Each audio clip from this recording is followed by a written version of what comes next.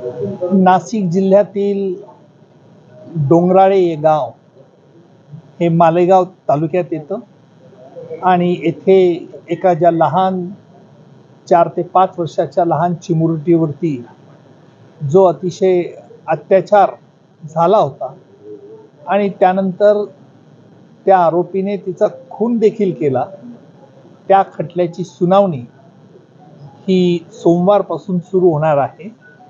अर्थात ही घटना साधारणतः 1.5-2 महिन्यापूर्वी घडलेली आहे आणि न्यायालयाने देखील तातडीने या खटल्याची सुनावणी सुरू करण्याचं निश्चित केलं असून आज आम्ही न्यायालयाला सरकारी साक्षीदार आम्ही कोणत्या क्रमाने तपासणार आहोत याचा अहवाल आज न्यायालयात हजर केला आणि सोमवारपासून या खटल्याची सुनावणी होईल।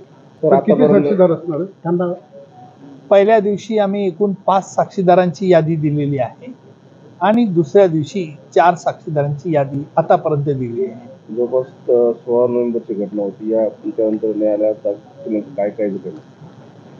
16 नोव्हेंबरला ही दुर्दैवी घटना डोंगराळे या गावी घडली होती।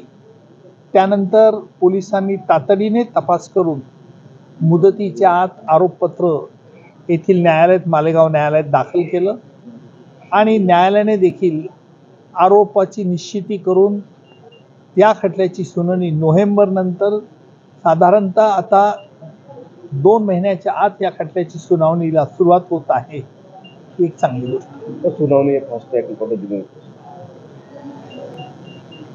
फास्ट ट्रॅक कोर्ट आहेच आणि जलद गतीने हा खटला लवकर चालवण्याचा देखील आमचा विचार आहे। आपण उपस्थित राहणार आहोत की सहाय्यक वकील म्हणून देण्यात यावा असं फिर्यादीकडून सांगण्यात आलं। फिर्यादीतर्फे काही वकील आहेत की नाही याची मला आताच कल्पना देण्यात आलेली आहे आणि मी निश्चित त्यांचं देखील मदत घेईल.